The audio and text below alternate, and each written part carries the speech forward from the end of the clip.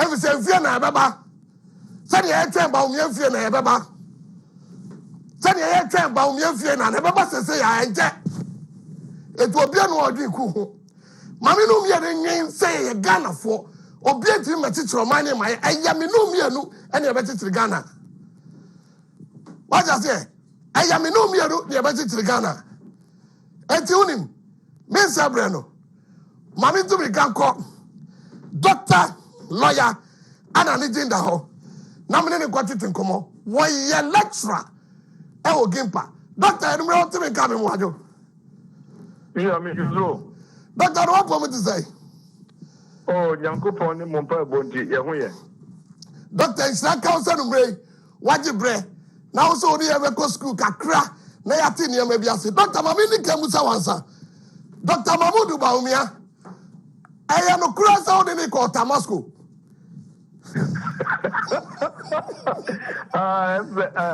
Mamincha, what you for? Yovira. Now, Mincha, Asante Maura, Nana, Nini Mapa, or Yadia Magana, Asante Manina. And Bawumia, Alaji, now, or your mate, Ewatamale Secondary School, 6th form. Okay. We were house prefect. No, so yeah, we were house prefect. In 1982. Okay. Not just so, me patroni Dr. Mamudu Bawumia school. No, Atretiana, no listening microphone. Oh, come on, your school, no dear. I'm saying now, I'm not going to say now, or your table tennis style. Okay. Now, Northern Region Championship, no, Bawumia win championship, no, about 3 times. Hey! Only Madame Fuyana, or your governor of Bank, former governor of Bank of Ghana, Dr. Nashiro. Omuna now mobile table tennis master Moscow. And you are winning about 4 or 5 times. And now Pagromo, not President Super, you know, yeah, you know that no, and but one thing, I mean, can be encounter. Sebi, my school of Bucheka, so at my classroom. Okay. But Nekas and Misuku and Mikoya to my PhD level. He's one of the most intelligent people I mean him. One of the most intelligent people I wouldn't him. Exactly. I said, what would so me go school Ireland, and me go here, me masters, me PhD, it was UK. Okay. Me actually there was also Kakra. Okay. But I can tell in all honesty, say he's one of the most intelligent people I've come across during my year of academic work, scholarship work. Wow. Doc, me say, one day, my person will be me senior ha. Now I don't see where so because we want me mau kwanya. We be dia dance ya broso. I'm a Dr. Mamudu Bamiati. Now maybe a Dr. Mamudu Bawumia also mami chana numre. Now we get just a doctor now who want table tennis. And now dia see me. E chebaba. Now akwa wada roma. Me say breno. Me pacho adie be three madria me person numre wo boa me. You've got said criminal libel law. What down me bru e dey ade.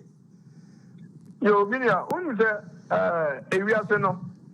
Yanko boy say yankasa obi anche na gen. Na agenture no so no wo hwe your constitution no mu a wo hwe article 21 my freedom of expression so let it match again. Na wo article 162 no so a ma ho kwan say Ghana ni bia be twa na gen. Na sa article 162 no over 164 my limitations so. Okay. Because a hono a chance oh akwanya se obetwe wajen but asudi so da so. Okay. In the article 21 no granted freedom of expression no. Remember article 162 no so and also kind the same thing. But article 164 of our constitution and so chance say be who kwan se obetwe wajen. Emma obi ansi wo kwan. Okay. But wajen kire no eni kwan se edi oyene eba omanum edi kwan se wade kire no ebe tiate obi nso fa ahodie so. Okay. Anafe oyene wade kire no eni kwan se ebrenyen susaboni bi wo ya bamba ho in terms of security and public order. And the freedom of press freedom of expression is there obia ni ho kwan se obesi wo kwan. Na emran so sa kire se Owo kwanya odi be kire wadwen no wadwen kire no enkofa oye nembi emmema Ghana in terms of public order, in terms of national security, in terms of the rights of other people. Okay. So these are only the limitations. So Article 21 now, freedoms and responsibilities of the media. Okay. Freedom but responsibility goes with the freedom constitution, no the amount. And the freedom of the press, and no exercise. Or might be an in a democratic dispensation. What you mentioned again, Ma Obia and Suquai, and Ma Obia and Casabo and show yam. Some constitutional arrangement, even Article 21 now, one of the entrenched provisions, entrenched in the sense that some provisions, some article no, Parliament and one intimate Sano. Yet the Sano idea to through a referendum. And not share the importance attached to freedom of expression and freedom of the media. And the freedom of the media, we are there for no Obia when in found would say or again. But we are there for so no. And man also say a new preference Obia or mano Timiya Mra. Ebe shall say, o freedom of expression no enkofa oye dem bi emma. A freedom of expression no enko tiatia ye bambo honsem so. Freedom of expression no enko tiatia obi so fa hudi a owo. The freedom of expression no is not absolute. It's not after a constitutional limitation no. We call the European Convention on Human Rights, Article 10 of the European Convention on Human Rights. And also just said freedom of expression no can be curtailed in the interest of public good, national security, public morality, and the right of others. Okay. And all over the world. Also, covenant, UN covenant on civil and political rights, and also limitation. Okay. And the freedom of expression, no, yet the Bema, Nanso, Asudie Dahon. Lawyer, Wadaroma, freedom of expression, no. Can I say example, Wadaroma? What tell baby, Aoya Wadia Kunkui? But me a bomitrima Casamato so. Namia Macasa, freedom of expression, and let me answer. Oh, David. A man who am Mahuasa. Generally, yes, Obia, the Monintina, Yakupon Ama Obia leading. Now, Medina, the one who can be dinner, and Yanoko. Nothing a semi media and Ramu generally a defamatory. What could man okay. Now defamation under the law. See a ding and here. Gano Bia di Bawumia one dance. Obiaka Sempa, Efa Dr. Mahmoud Bawumia. And then I may say, what so fresh in so now so can Sempa with Dr. Mahmoud Bawumia. Masamano. Masamano program, I know. Me say was who Dr. Mahmoud Bawumia say and a software is would never. Or no describe Dr. Mahmoud Bawumia was a patient no who do. And I'm saying who Dr. Mahmoud Bawumia say. And no, and I'm do back on room. Our Yura, Chairman Fred Owari, and so our Vice President office.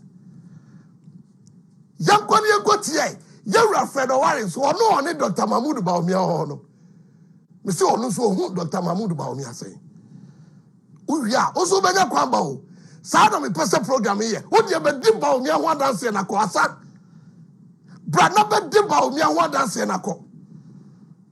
Eno na me say, me sa no wako. Na yako Yura Fred Owari, very chairman. Dr. Fred Owari so meka sign on so di who Dr. Mahmoud Bawumia.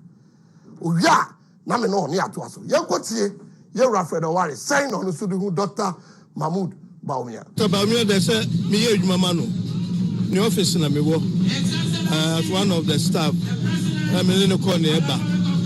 Na me hu obi a owo Ghana hu odo a oye politics. Uyi nanado edisi nchen a na Bawumia de na dwin ni bibia ni nyansa ni kasemu bibia no esa ni Ghana ebetumpo ye mbabu no benye adwuma ye ye sikasam ye behwa so yie ni aba ya kekeken waye kom na otie efise banyansani onim se ne tibia na se mo obi aso kasa na oti obi anum asem na adwen na ode akwa adwendwin wabu hu nkonta wahu ne ayema oman no no aye anya se bibi na ato no so enti no enche bia mo bete ne nde na ne aba ye kekeke na se na dwuma ye de se nunkuwa na ye hwe ade aka ne se ye ka de a kamaka kire obi aso obi akwakwatra nche and ya obi antimi ye na etimi ya obi anti ase prepato eni aye kotie ye aye chairman Fred Oware na num to wa cho se ne Bawumia tie wonum to wa cho se ne Dr. Mahmood Bawumia otie oso de oni na won office na o kan bibi wo ho anwie of rewa Fred Oware kan bibi wo ho anwie ose e baga na nko anko obi ankoda rewa Fred Oware o kan bibi tato ye anwie ose e ka ga na nko say you pobi e de Ghana ko bo sha sase no so anko obi e na efiso nipa ba ko pe ene e de bedu o friend Dr. Mahmood Bawumia onipa ba ko pe ene o de bedu o friend Dr. Mahmood Bawumia anonim me pesa me no mienu ye nko lawyer ho ena me no mienu ye beko Dr. lawyer Anane Gyinda ho we ye lecturer e o Gimpa and a doctor person di go school your education and a doctor person di go school and untino ante bia ye beko doctor lawyer Anane Gyinda na odi ya be go school afa niam bia me ene wo ye ntiase ye hia lawyer for ma ben no me di ya be go school ni atiase na o tira won ya bi ye deda wa correct no and I think it's high time that we need such class of people on this show. Baby, lawyer wo and none me beto atina homa. Now for me school, na yentie senia Ghana constitution cry tie. Because there are so many things any pan tiasie. Nteni pa kasa basa. Any pa kasa basa onya opportunity na okasa won hwe baby okasa fa. Me say ne enumre. Me pesa me no mienu. Ye be call lawyer ho. Na lawyer de akọ school na me no mienu ya te ase efi say adenti ne yete Ghana na obi aso obe he ne ope ene na kapani ni Ghana ha ba ultimate trial radio no TV anya ne ope ne opoa ultimate nye I abandoned so when my TV so campaign for this it all case ade a wonim na waka no abedani ex-convict na oba ya obe kate Ghana for say obe sa kogbu ade ne yeyi no oba ex-convict ade ne yeyi no oba de da hwe ade ne yeyi no utumi ka bai ozo ba sa kogbu ya he se sa de ka say freedom of speech sanity a se ka say freedom of speech sanity a ex-convict tie na tie ne freedom of speech enya ne odwe no the patch up am de me do lawyer how many beji Dr. lawyer Anane Gyinda wa lecturer e o Gimpa minya na homa isu a kamne ne betutu nkomo efi sensem bia ye no bia ntiase no